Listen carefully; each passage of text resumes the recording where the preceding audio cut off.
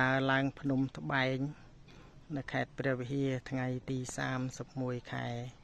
តុលាឆ្នាំ2025មកដល់សាលាសំណាក់នេះបានន័យថាទំជាតង់ទី1ទេ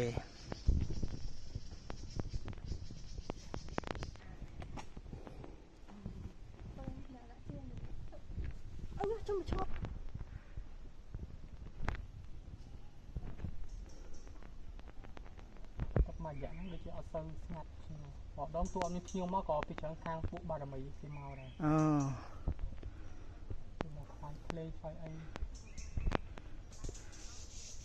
នេះផ្លូវឡើងភ្នំត្បែង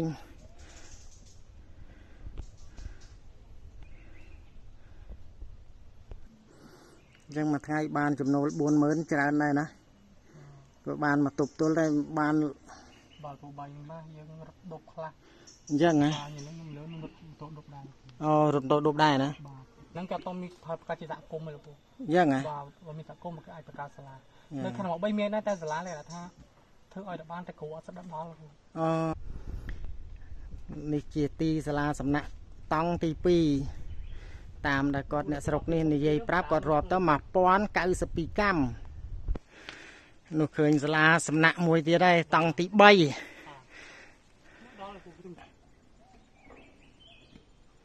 នេះគាត់ឡើងមកភ្នំត្បែងឡើងមកកម្លាំងកំហែងគាត់ល្អណាស់មកដល់ភ្នំត្បែងជារូបគាទាំងអស់មានកម្លាំងមានកំហែងខ្លាំងក្លាមកដល់តង់ទី3ហើយ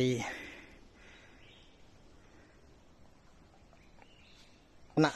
នេះឡើងមកដល់កពូលភ្នំហើយដល់ដំណាក់សាឡៅ